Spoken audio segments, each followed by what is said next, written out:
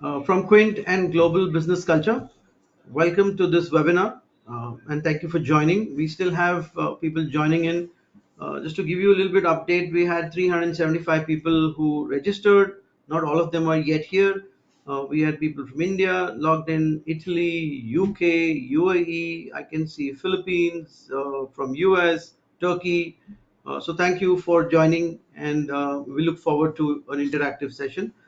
Little bit on the logistics side before we start. All of you would be in a listen only mode. You will not be able to unmute and kind of ask your questions. So for that, we have a question panel. If you have a question at any point in time on any of the discussion topics that we are going on, please put it in the chat or the question panel. If it's a question which we can immediately handle, we will have a solution given to you. If not, and it's a critical one, we will wait till the end of the session and we'll pick up a few questions which are relevant and common, and we will probably ask the panel around it. And you'll probably get a much detailed, a much deeper, response to those questions. So don't feel. Please keep your questions coming in, even if it's multiple questions per person. Please keep putting it in the question panel. We will be collating and we'll be putting it up on the panel. The session is getting recorded, so you don't have to take snapshots or maybe take notes. We will share the recorded link to you probably within a couple of days from the session. And if there are more questions in the end and we are not able to handle all of them, we will then respond to you one on one. Because of the time constraint, it's possible that we will not be able to handle all the questions as per experience. Coming back to the topic, it's a very, very relevant topic, and we're covering two critical areas. We're covering emotional intelligence and leadership skills for a global workplace, right? And it's about leading across diverse cultures. Now the boundaries are getting more and more thin. Yeah, we are working with global team members. We are working with global leaders. There are Indian companies which are taking over global companies. There are Indian leadership going out. There are obviously international companies coming and setting up their setups here. GCCs, for example, is really, really hot. And there is a big cultural difference. And this is what we're trying to cover in this 1 hour webinar in two parts. One part is more on the emotional intelligence part. How can we as individual manage and evolve? And second is more on the leadership part. And are there some best practices around that which we can learn and adapt and adopt and make sure that we can work easily across cultural boundaries. So this is what we're going to talk about in the next 1 hour. My name is Sunil Mehta. I am one of the directors for Quint Consulting Services. And on behalf of Quint and Global Business Culture, I like to welcome again all of you for this webinar. The session would be covered in two parts. Part one, I will handle, which is more the emotional part, the emotional intelligence, the EQ part, which is about 20-25 minutes. Then we have a very, very experienced consultant and leader, Vidya. She's joining in from Bangalore. She will handle the leadership skills for global workplace and how do we lead across diverse cultures. And she's from Global Business Culture. We are working together with Global Business Culture across to make sure that we align to working different cultures and see what we can add onto our training as well as consultancy portfolio. And very happy that Vidya was able to devote time and would be able to talk around this very critical area today. So welcome to the session. Little bit about us. I can't go forward without telling a little bit about us. So we was born in 1992. That's when we set up our first base in the Netherlands, in Amsterdam area. And over the years, we started as a consultancy company, mostly in the best practice area. 2013 was a very critical year where we launched a division called Quint Colors. And this is where we first introduced the behavioral and cultural nuances which will make or break a project. Yeah, and this was a very interesting spin because most of the focus at that time was going into making sure we have the right technology, making sure we have the right process.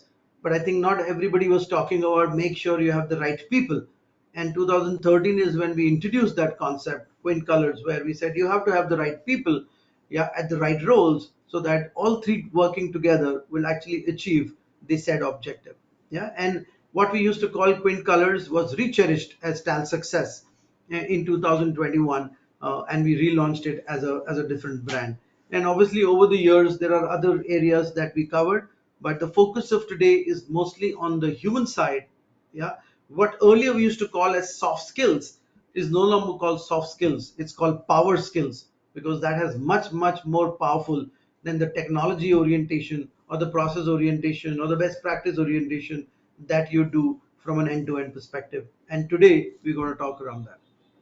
Now, if you look at further, just to give you a perspective of the three verticals that we have, the first vertical is Tal Success. As I said, that's where we do the talent assessment, the development, the EQ part, the leadership part, the cultural alignment part, and all that stuff, which is called power skills now, very critical. The second box talks around the best practices, which is where all these practices like Six Sigma, Kaizen, quality related stuff, lean, agile, DevOps, SRE, all the stuff that you see, which is very relevant, is kind of aligned. Yeah, so people and process work together. And the third box is more on the technology side, which is where the process gets automated. Yeah, you use tool to automate the process. So with these three big pieces together, the people part, the process part, and also the technology part, you can actually able to deliver value to the customers depending on what they are looking at from a deliverable point of view. And very few companies can actually do all three. We are lucky to have three divisions which can actually manage the end to end from a people, process, and the automation point of view. A little bit deeper, we talk about EQ. So EQ is one of the areas that we talk around. Behavior is one of the areas we talk around. Cultural alignment is one of the areas that we talk about in the Tal Success portfolio. Now, obviously, in the process, it's a big list. Yeah, it's a huge list of process related best practice training and consultancy that we offer. And also from a product point of view, it becomes more complicated because there are so many products and so many specific applications which are for automation. So whether it is AI or digital transformation or even the basic automation on DevOps would require you to have a set of technology integrated with each other. And these are the areas that typically that we work with. Now let's get into some of the international alliances that we have. Now, in our last overall 33 years and 20 years in India, we have created our own 300, 400 modules, which are Quint certified.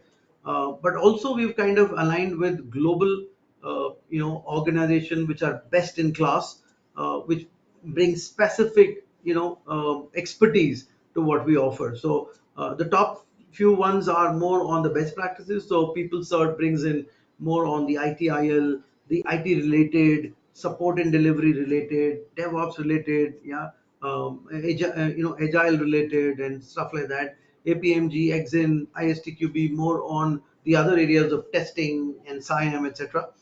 The bottom layer is where we are talking today, the global business culture. How do cultural align with each other? If I'm opening an office in let's say in Singapore, or a Singapore company is opening an office in India, or a Turkish or a German company is opening an office in Chennai, how does that work for them? How do they really make people motivated?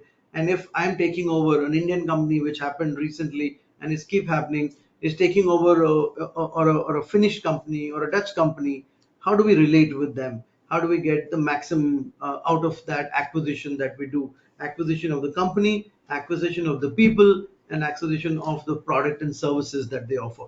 And that is becoming more and more aligned from that perspective. We'll talk a little bit more about EQ as we go forward, but a little bit on who are we on the other side. So before I really start my session on EQ, I like to understand who are you, right? What's your current role, so that we can then maybe discuss and debate around that. So there'll be a poll that is getting launched now. I would encourage you to spend half a minute, be very agile if possible. Just go on and click one of the buttons, where you belong, and then we'll see what the result entails on that. Yeah, I'll give you 20-30 seconds to do that. To be able to see my own survey result, I'm going to stop sharing for a moment, but I'll come back quickly after that.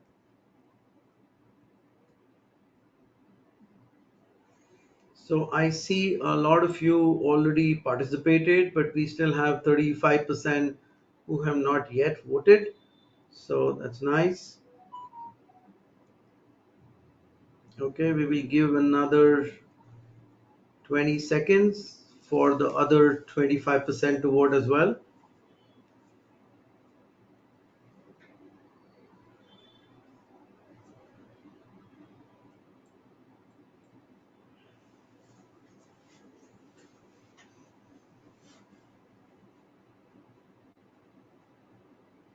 Okay. Um, So I hope you can also see on your screens, but I'm going to quickly review. So we have around 37% of our people from ID operations and support. So which is very interesting, very nice, because we talk a little bit around that as well, persona based IT. So IT operations, we've got about 21% from HR, L&D, and talent acquisition. Again, getting the right people with the right emotion quotient is becoming more and more relevant. Getting the right person with the right behavioral alignment to the role, I think, is becoming more and more relevant, right? So we'll talk a little bit around that. So very interesting. There are 5% people from sales and marketing, so that's again nice. And the others is again 37%, which are from diverse areas within the organization. So that is where our thing is. So we can close the poll. Thank you so much for your participation, and I'm going to share my screen again in a moment, and we will start. All right. So I'm just confirming if you can see my screen. You can. So this is one of the first topic we talk about. It's a big topic. It's worth probably 5 days of time. I'm getting another 10-12 minutes, so I'm going to keep it only to the top, really critical four elements that we talk around that. But emotional intelligence is, in the last, I would say, 10 years, one of the most sought after um, training program as well as skill within the new joinees as well as lateral joinees. The emotional fitment into the role is becoming more and more critical. How you handle yourself, how do you handle a stressful situation? Obviously, COVID enhanced that, yeah, because EQ became very, very, very important in an environment which is stressful, which is continuously stressful for a longer period of time, and that and this word or the term EQ was circulated in most of the discussion forums and the thought leadership articles around COVID time. So this got a lot of relevance. But let me explain what this is in a simple way, and before we start that, this is a quote that I got. It's not this person is a famous person now, was not a famous person earlier, but it's a very beautiful quote. It says, people will forget what you said to them. Yeah, they will remember it for a short period of time, but they'll forget. People will forget what you did for them, good or bad, but people will always remember how you made them feel. Yeah, the moment the feeling comes in, emotions get attached, and wherever emotion gets attached, it becomes personal. And if it's personal, it is staying with you, right? It could be good feeling, it could be bad feeling. A good feeling always stays. Yeah, a bad feeling sometime always stays. So it says how you make you feel. So how do you treat them is important, right? One of the things that we were taught when we were young is you should treat people the way you want them to treat you, right? So if you're going for into a restaurant, you have to be respectful for the person who's asking and coming for the order, right? You can't use derogatory words or signals or whistles or whatever, right? That's you want them to be treated nicely, so you should also treat them nicely. How you make them feel, irrespective of level, irrespective of stature, irrespective of who they are or who you are at any point in time. So this is a very relevant point. This is the basis of a lot of emotional intelligence work that gets done. Now, getting into the emotional part, there are four big boxes that we need to cover, right? The four big boxes. So, first of all, is about self awareness. Yeah, how are you aware about what is good, what is bad within you, what triggers you, yeah, what does not trigger you, what are your motivators, what are your demotivators, what excites you, what doesn't excite you. So that's the self awareness. It says, it's this is what I see, yeah, and I know myself. This I can do, this I can't do, right? And what do you do with this? The action that you take based on that is self management. Yeah, what do I do with this? So I know I'm irritated by doing this. So what am I doing with that, right? I know I cannot I cannot be around very confrontation people. Yeah, they confront me and then I take a back seat. What are you doing around that? Are you, are you taking some action on it? Are you learning something? Are you avoiding those situations? Do you walk away from there? What are you going to do to solve it? So self-awareness is, you should be first aware. I think that's a big thing, that I'm going to lose my temper in the next 2 minutes. Yeah, that's self-awareness. What do I do with that knowledge is the self-management. And this is a big piece. This is a really, really big piece around emotional intelligence. The second box talks about, how do I know about my environment? Social awareness about others. Can I put myself in their shoes and figure out why they treated like this, why they said what they said, how they feel? Yeah, would I feel the same way, and so on and so forth. So that's my social awareness. And what do I do with this is my social management, which is relationship management. Yeah, so knowing myself, what do I do with it, knowing the outside world, and what do I do with this to make sure that the relationship building is there. So sometimes we are so, I would say, narrow in our thinking that we don't see what's happening outside, right? There are a lot of instances where we react instantly, and there is a reason to that, and they kind of tell you that your emotional part of the brain comes first, the logical part comes later. So the first emotion hits in, and then your rush of blood happens, and you take action.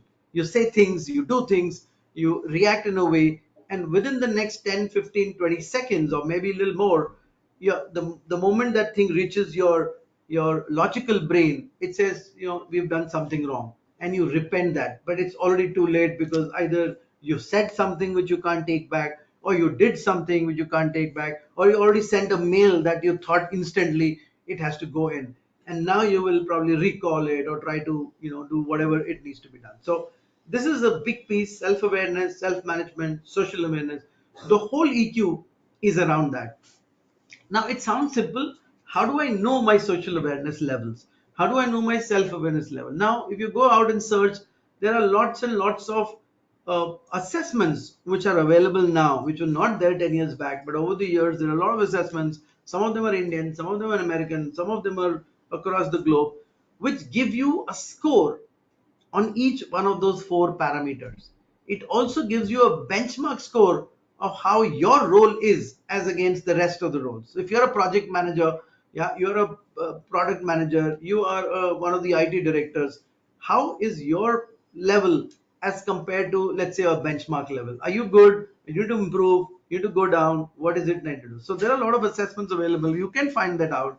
It also tells you what to do in each case. So there could be certain activities that you can do, there could be certain exercises that you can do, there could be certain self containing activities that you can do to control it, and also communication, right?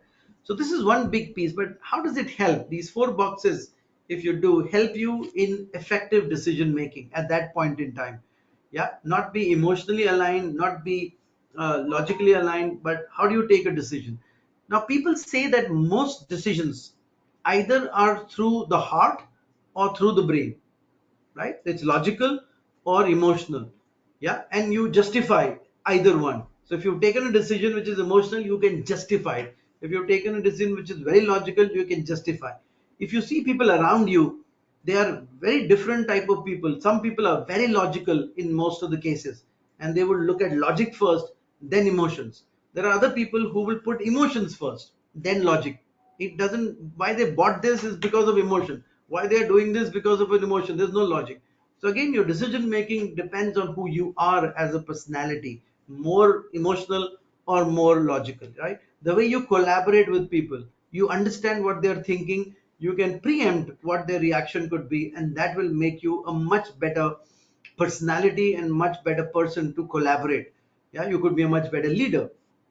Leading change, again, I have to have a very open mind to be a leader in change, and I have to also make sure that others understand why this change is important. So leading change is again one of the big leadership areas, which emotional intelligence kind of work very, very closely on, right? So this is very, very, sorry about that. So communication skills, yeah, again, how you communicate with people, what words do you use, your choice of words is very critical from that perspective. Empathy, again, Do you empathize with people? And we have an empathy.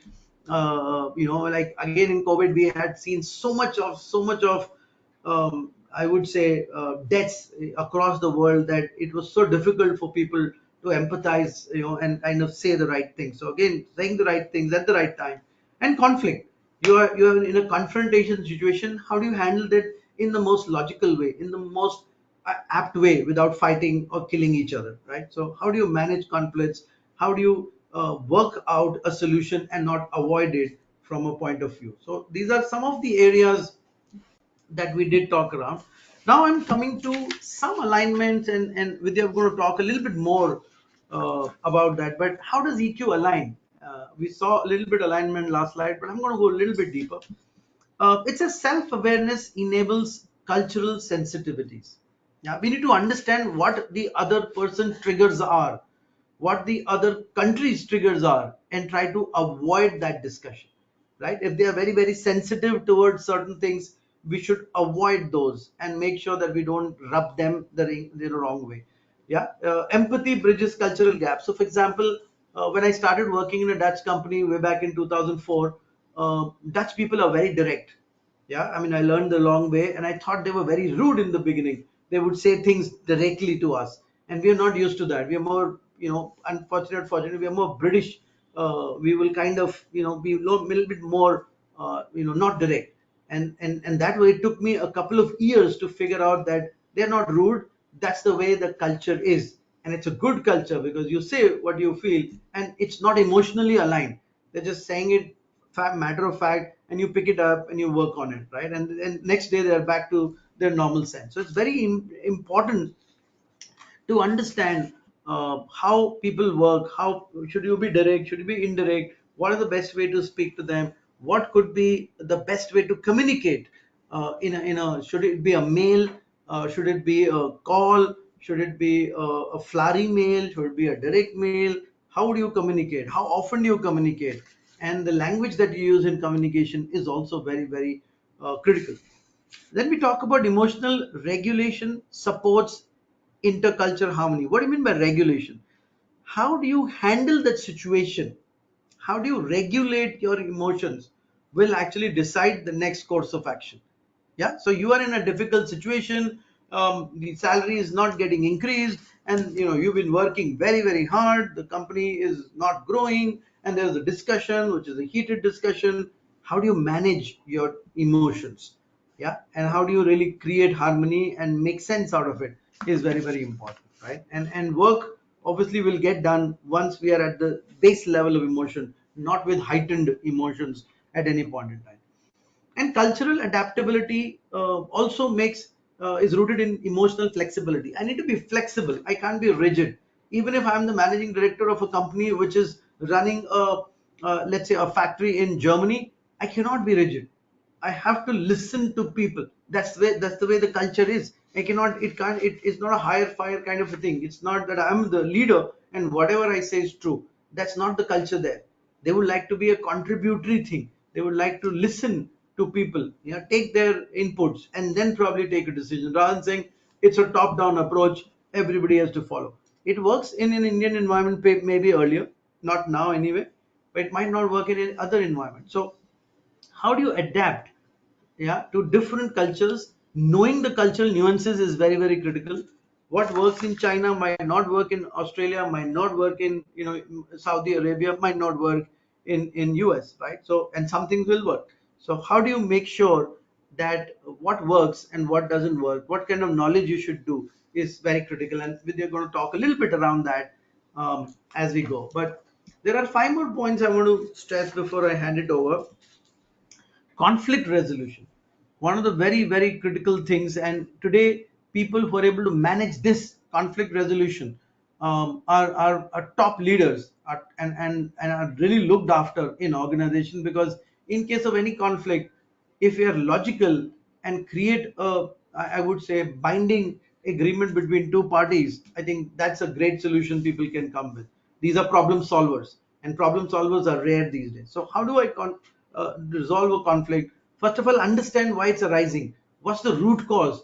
Yeah, is it because something that we wrote? Is it because something that we did? Is it because they don't do it this way? what is the reason. And once you know the reason, obviously then, but if you look at 30,000 feet, yeah, they didn't agree to your agreement and they rejected the agreement. That's not the case. Go a little bit deeper to understand why the agreement was rejected. Why am I not getting this proposal approved, and what could be the reasons? And once you go deeper, you'll realize it could be a very I would say shallow reason, and you can easily would have avoided it had we known this earlier. Listening is very important. How you listen, how you react, how do you show active listening is important, right? Sometimes people take notes from their laptop, and people get offended saying, no, you should, in a meeting you should not be working on your laptop. You're not working, you're taking notes, but in that culture it's saying, no, that's not okay, you should take it in a paper. Yeah, we are in the AI world, but there are some cultures where still want you to respect the speaker and not be working on a laptop and have an eye contact with them. So, yeah, and there are other cultures which don't have a problem at all, where you're working on iPads or laptops or whatever, or mobiles. You're typing on the mobile on note form. So it depends on, again, the cultural alignment. Trust building across cultures through emotional intelligence. Again, I'm trying to understand, how do I build trust in a new cultural environment where I am going. I want to be accepted, I want to be successful in that culture, I want to work with these people. How do I make sure that it does? And team synergy in global environment, because if I'm working, the team can do much more than an individual, right? So how do I make sure that the whole team is aligned?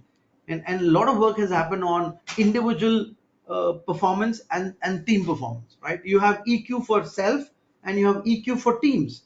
You have culture for self, you have culture for teams, right? You need to make sure that the team, which is a diverse team across across cultures and across regions, how do they work with each other? And last but not the least is the motivation drives cultural curiosity and inclusion. You should be willing to learn new things. You should be willing to learn about their culture.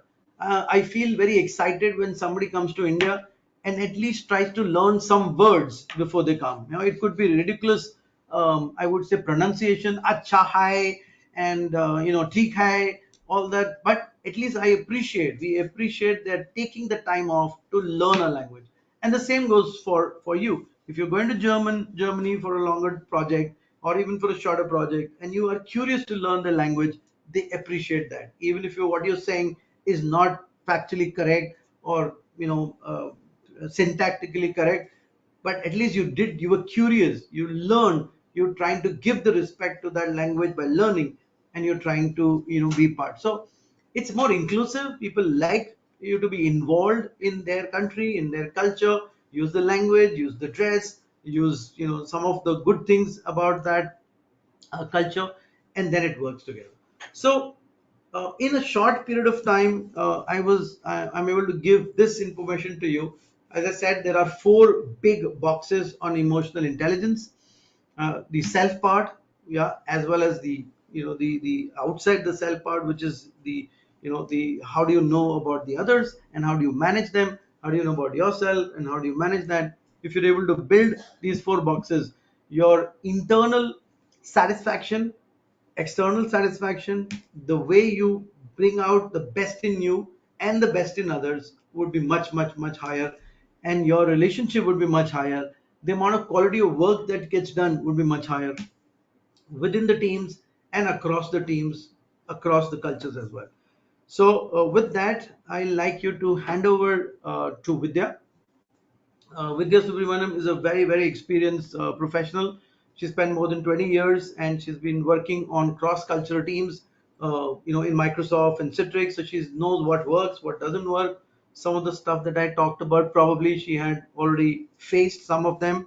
But we've gone a long way in the last 20 years, especially in the cultural part. What we never knew about regions, now we absolutely know. There's enough available. What we did not know about emotional intelligence is now hugely available. So it's not about not knowing, it's about basically trying to learn. And she will talk around the critical part, which is how do I make sure that I work across the cultural teams? How do I build a better I would say, environment and a better performance in self and team. So thank you, Vidya, for joining, and over to you. Thank you so much, Sunil, for that wonderful introduction and also for setting the stage up so wonderfully for the topic that I'm going to talk about. I think that you couldn't have said it better in that emotional intelligence and culture are so related and connected. And over the next 20 minutes or so, what I hope to do is to be able to generate enough curiosity in everyone's minds here to take note that this is a power skill. I really liked what Sunil said about the softer aspects and the behavioral aspects that used to be looked at as abstract things that are not as important enough, but they're in fact power skills, and culture is actually one of those. So, what we're going to look at is what is this word cultural intelligence and why should you even care? Why does it matter? And then it quickly moves into okay, so we know this, and so what do we do? How do we make sense of working with Germany or US or India or Japan, right?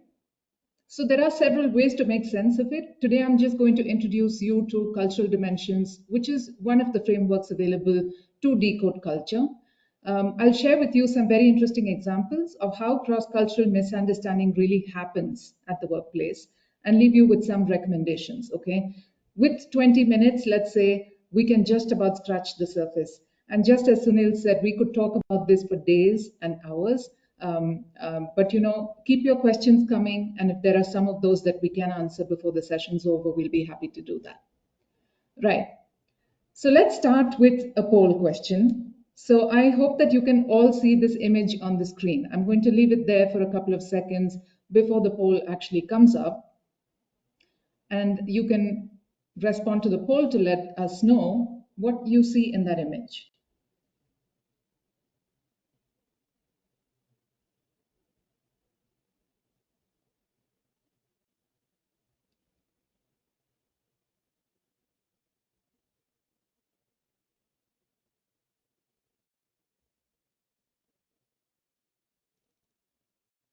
Since I'm sharing my screen on full screen view, I'm not at the moment seeing the poll results. So I hope everyone's responding to it. Yes, so we've got about Okay. 75% vote, which is nice. So if you can, Okay. if all of you can quickly put in what you see. If you don't see, also put something else. Yeah. We will wait for another 10 more seconds.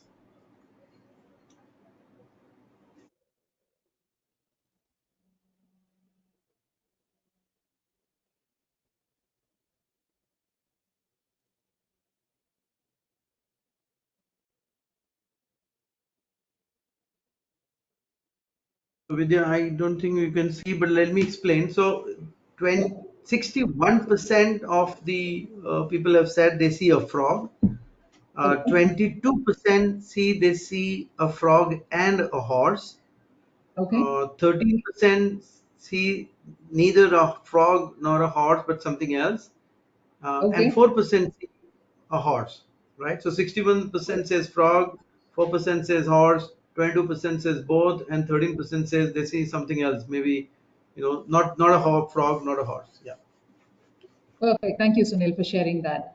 And this is really interesting how we all had different responses to this. I'm just going to tilt this image slightly, and some of you may have figured that out. You may have tilted your head, and that's how you might have seen the horse. And so, what this really says is that everything we see in a day or everything that we experience is really a matter of perspective. When it comes to culture, it's really about perspectives.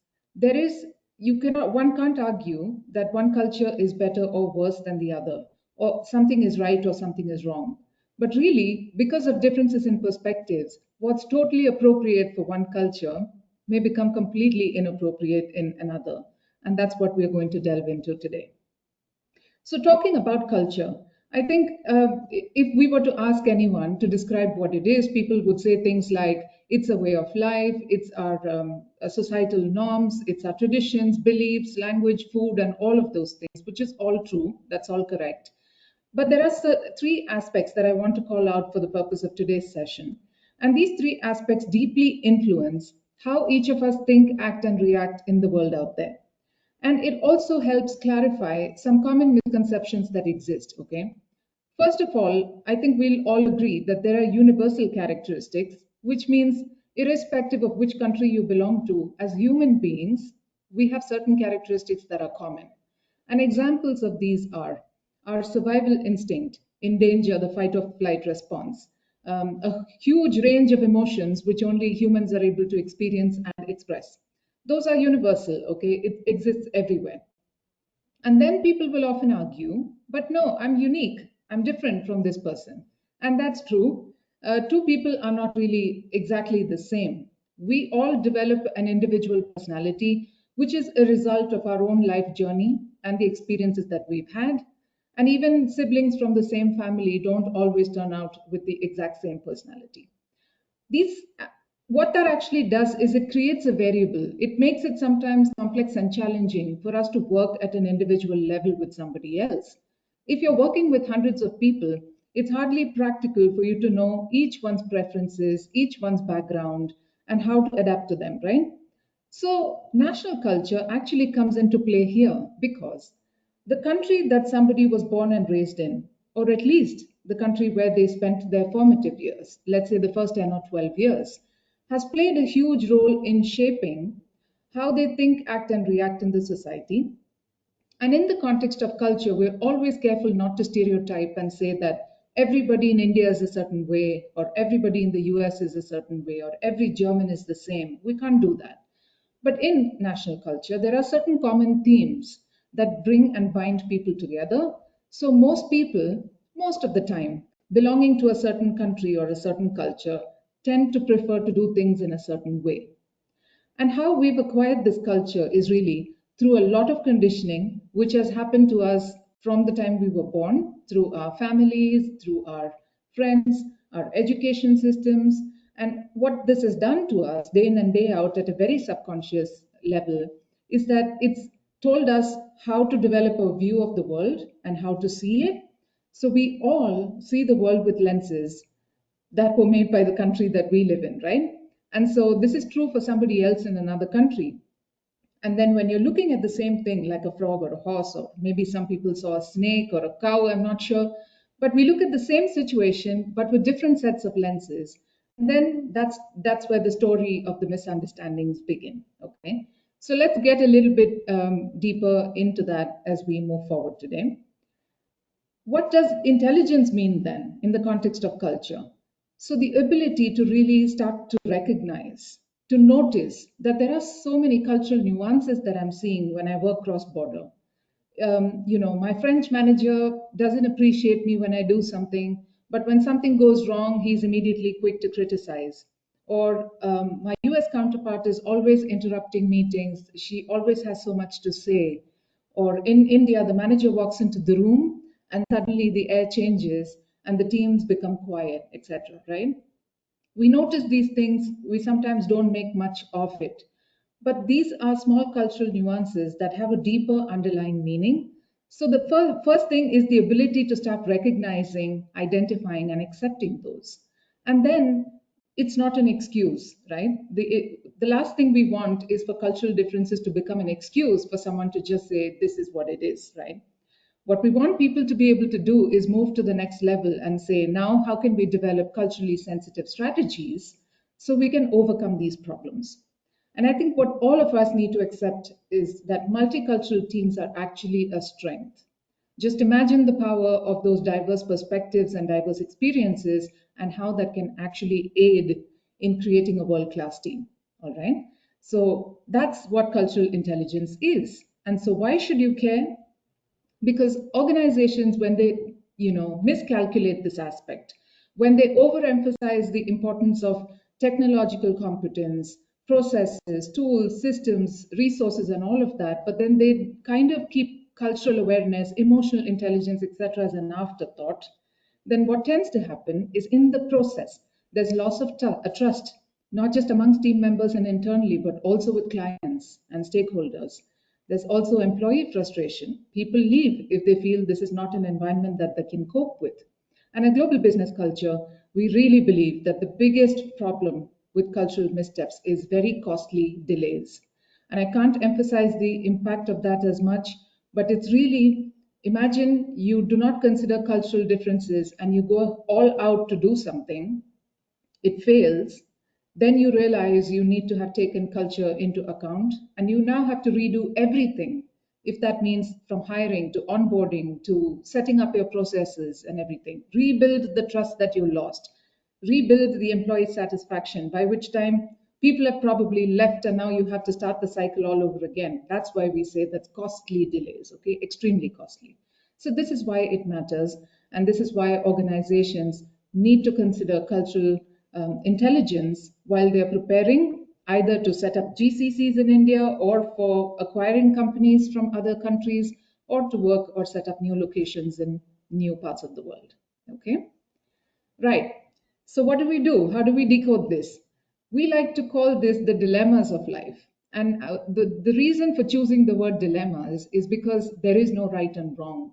It's really just different perspectives of how different societies have decided to deal with these problems. Okay, so there are about 6 different dilemmas I'm going to show you now. How should we distribute power? What is more important, the individual or the group? What is more motivating? Is it achievement or the quality of life? How should we handle uncertainty, things that we didn't expect? How should we handle time? And what do we do with our impulses and desires? How much should we indulge? Okay. And imagine every society, every culture in the world has decided to address this differently from one another. Okay.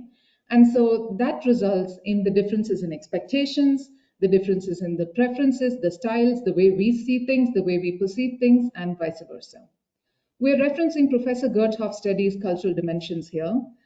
It's regularly updated, extremely valid, and a lot of organizations refer to cultural dimensions because it helps to compare and contrast the countries in question that someone might be interested in. So these 6 dilemmas have 6 names as national cultural values. For today's purpose, we're only going to talk about one because that's all the time we have for it, okay? So let's consider power distance because this one's particularly relevant when we talk about leading teams, managers, leaders, and what their styles might be, okay? So before we get deeper into that, there's a poll question. Take a moment to reflect on your own experiences and respond to this poll, please.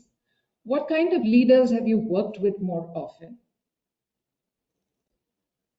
And let me also say, there might be other types, okay? But for the purpose of the poll, we've given you 2 options. Reflect on your experiences and choose the option that connects most with you.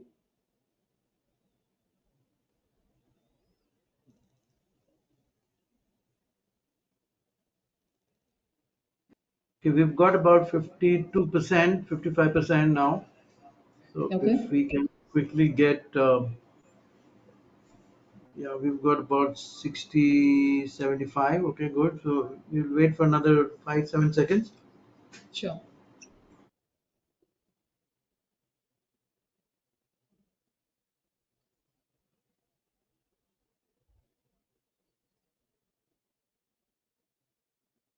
So we have the result, Vidya. So about 65 people say leaders make the decision and then explain to you or to Okay. us, and 35% leaders consult with us before making decisions.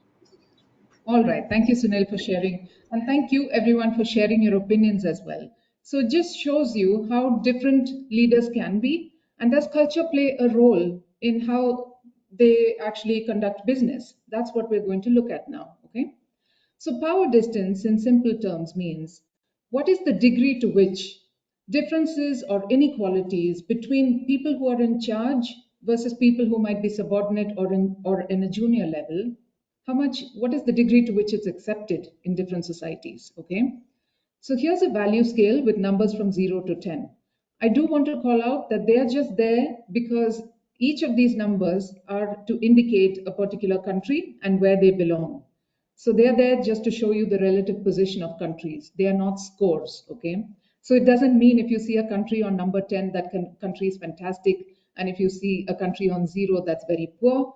Like I always say, there's no good and bad and right and wrong in terms of culture. They are different perspectives and both styles will have their own strengths. So cultures that are on the left side between 0 and 5, they're called egalitarian cultures. Another word that's easily relatable with egalitarian is more equality based. Here, the focus is not on titles, ranks, and how much senior or authoritative someone is. People like to be autonomous. Once they know their work and what they have to do, there's lesser dependence with managers. As you move to the right, the cultures that fall here are called hierarchical. Here, the inequality between a leader or a manager and their subordinates is almost desired and expected. It's not uncommon, okay? And there is more handholding, more dependence, more seeking of approvals from managers, and so on and so forth. We'll understand that in a bit more detail, but just to give you a flavor, these are not all the countries in the world, but some examples, all right? So those of you who've joined us from India will can see that India is on the hierarchical side, and some of you who are from other cultures may see this here. So more egalitarian cultures like USA, UK, Australia, Canada, etc. You'll see other Asian countries, Latin American cultures, etc. on the hierarchical side. Okay, so what does this mean? How do we make sense of this in day-to-day business practices? First of all, let's talk about communication. And when we talk about communication, I'm not talking about communication between peers, but rather across levels. In hierarchical cultures, it tends to be more top down. Okay, so imagine a scenario in a hierarchical environment where there is a senior leader who's leading a meeting. Chances are the team is going to wait their turn, listen to what the leader has to say. The leader cascades the information, the team waits their turn.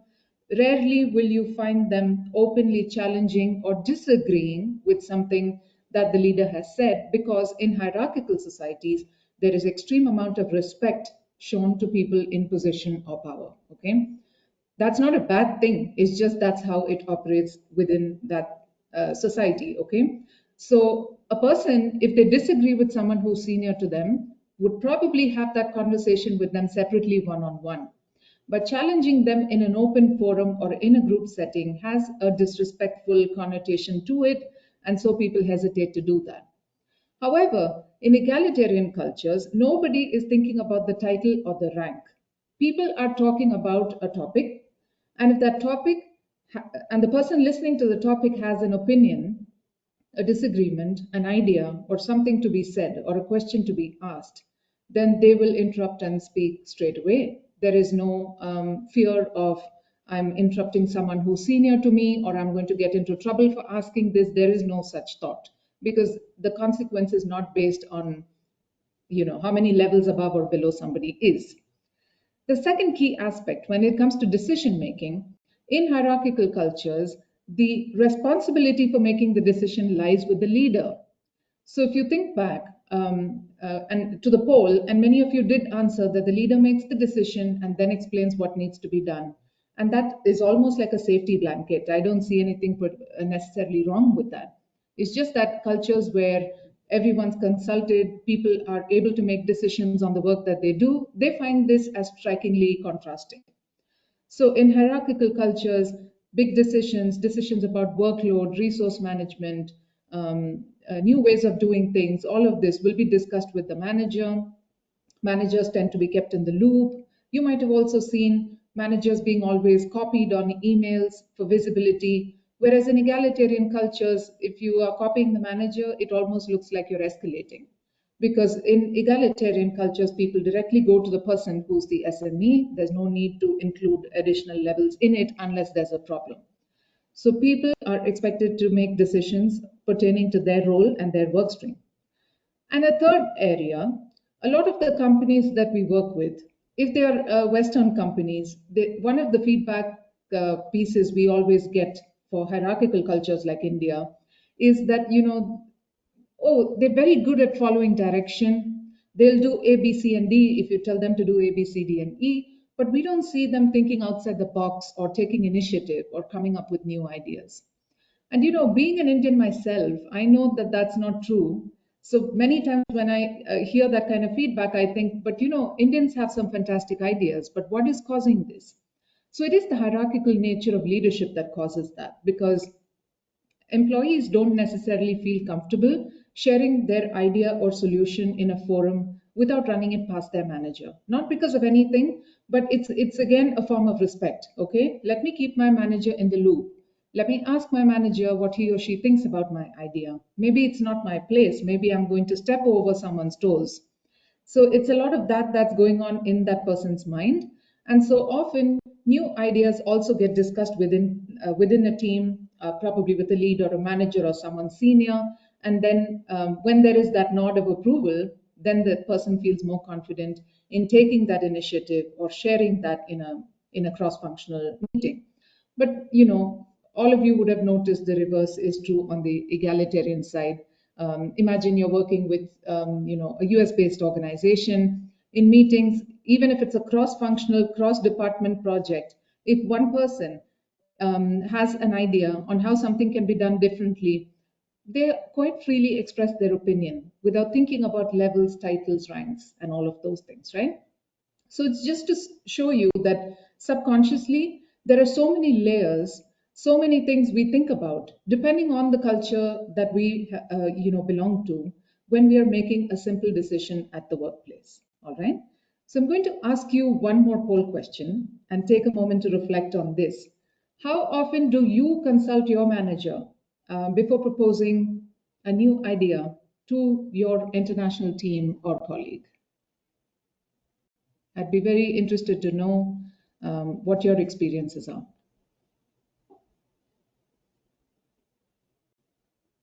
Yeah, the poll is on, and we've got about 50%. Very That's great. nice. Yeah.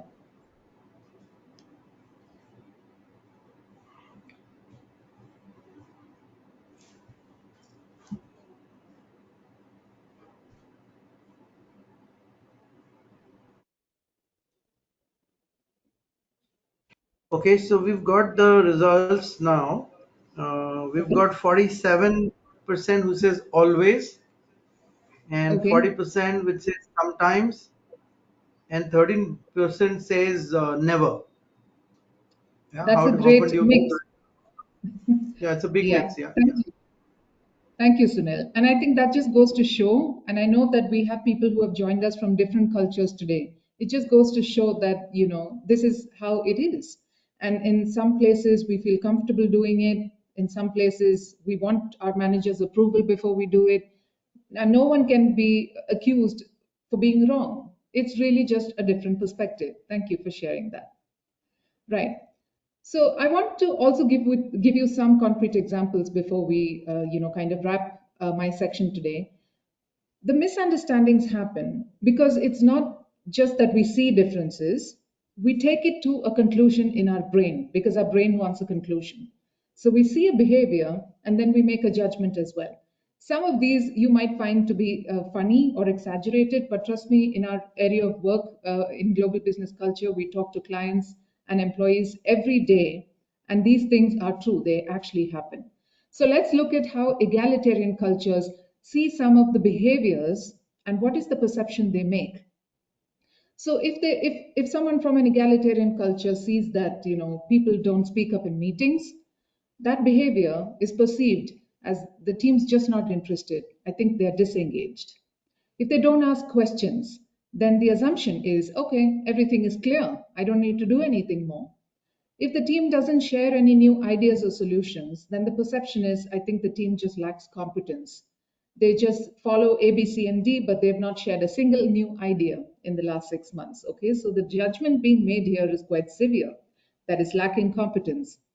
If someone says often, I'll do my best, I'll try, it should be possible, etc., the indirect language that Sunil was referring to earlier as well, okay, in a very indirect way, trying to soften the blow. But the perception is they said yes. And then if they don't raise any issues or challenges, then the perception is, oh, maybe they were hiding something the whole time, okay? So do you see one behavior and how it can translate into a serious misunderstanding? And then over time, these kind of keep building. They keep building if you don't resolve them. And it leads to a point where two teams cannot work together effectively. Every coin has another side, so let's look at the other side. What do hierarchical cultures actually think about the egalitarian ones? When they see people speaking confidently, interrupting, speaking a lot in meetings, oh my God, so pushy and self promoting, right? Some people find that cringe even. If someone contacts an SME directly without CCing the boss, someone in a hierarchical culture is probably thinking, oh, I could be in trouble for this. I need to inform my manager straight away. Why have they written to me directly? That's probably the first question coming into that poor person's mind. Okay, when people get straight to the business, okay, like a stand up review meeting, let's go through the action items. They don't really care about me as a person. I don't feel motivated in this meeting. If there's only critical feedback and there's no appreciation, why did I even bother working so hard? Okay. And you should ask for help or say you don't know. This is feedback that often comes to hierarchical cultures.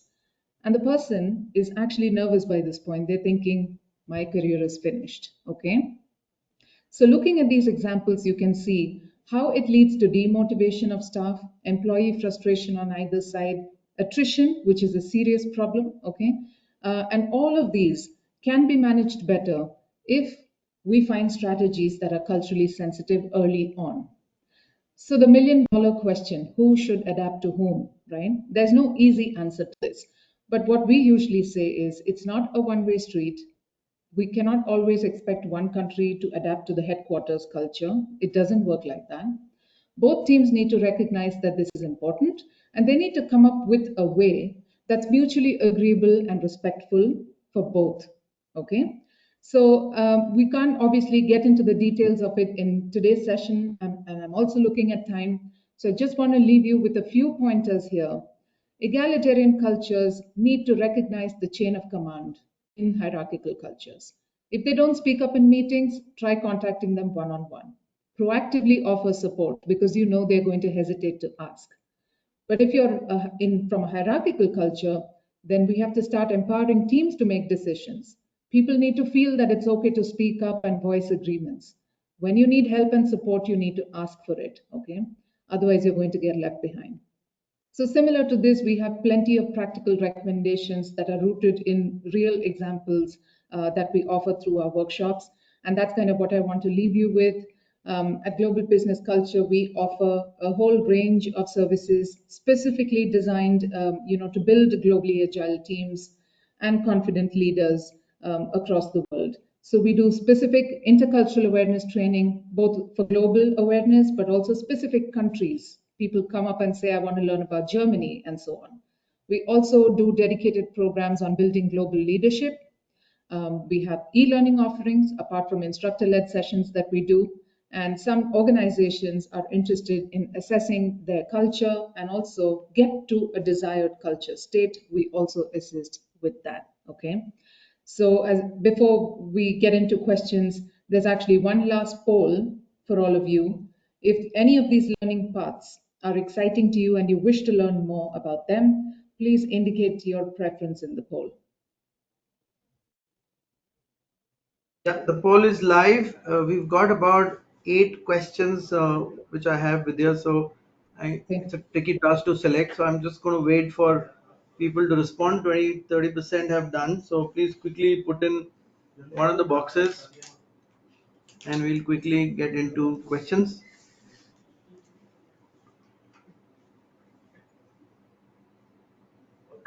We've got about 50% people who have put in something. Let's do it fast. Whichever one you want to pick up, please select.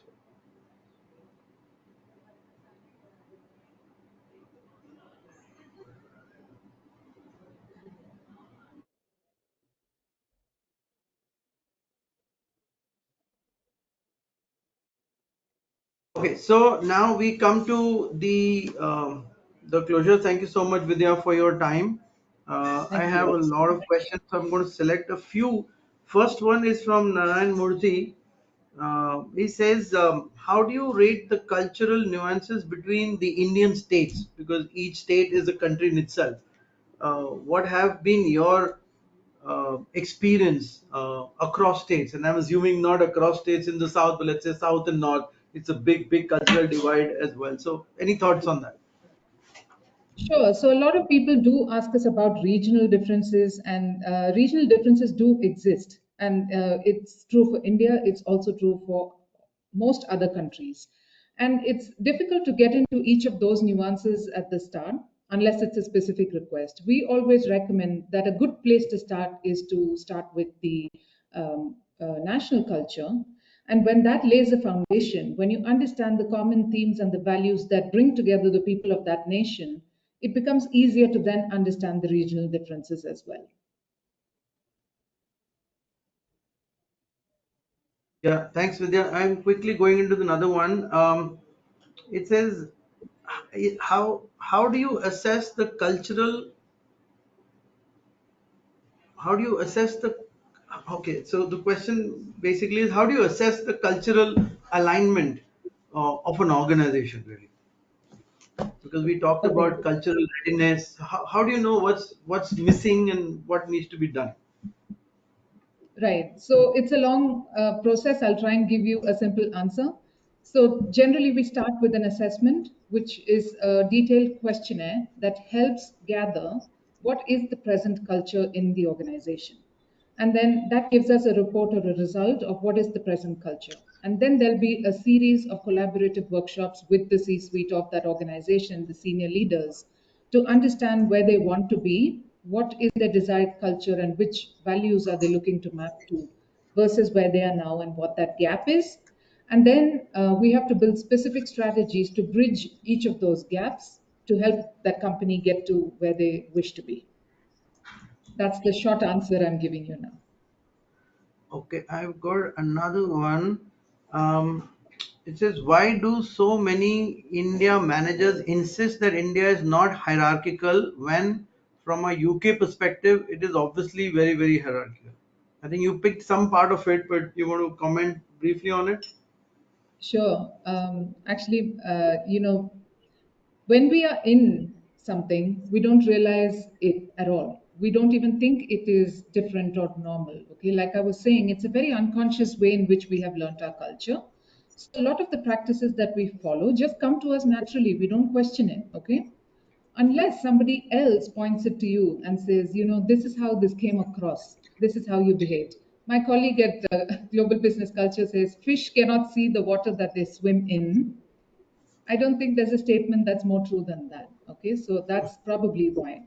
But also, every country is going through this, that there are changes, people are adapting, they're finding new ways of doing things. So there could be a section of very egalitarian Indian managers who don't agree in calling India a hierarchical culture.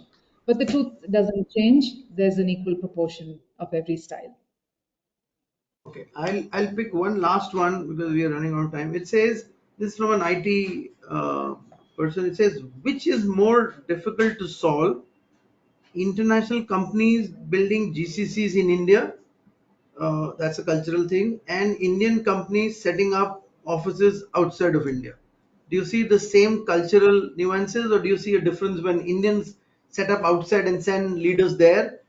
Is that a tricky one? Or when, let's say, the international companies build up a GCC here and send their, international teams here? Any comments on that? From Yeah. So, from a cultural perspective, both are equally complicated because it's people at the end of the day, and it's two cultures or three cultures that have to work together. So, whether you set that up in India or you set that up in another country, the cultural problems or the cultural differences and the friction arising out of those are going to be the same. I think at other levels, such as all the bureaucracy, legal, and all those aspects may make working in one country or setting up in one country more complicated than another. But from a cultural perspective, I think the same challenges will exist. Okay, so as I said, we have more questions, but I have written down for all. I still have Gagan and Binu and a lot of so. But in the interest of time, I like to close the webinar now. I'd like to thank all the participants for their lovely questions and their attendance. And thank you, Vidya, for the presentation and your time in preparing this at a short period, and also giving us a wonderful idea in terms of how to work. It's still a big one. As I said, it can't be curtailed in an hour or half an hour that we were able to allocate. But I think this is something that we would like to do a series on.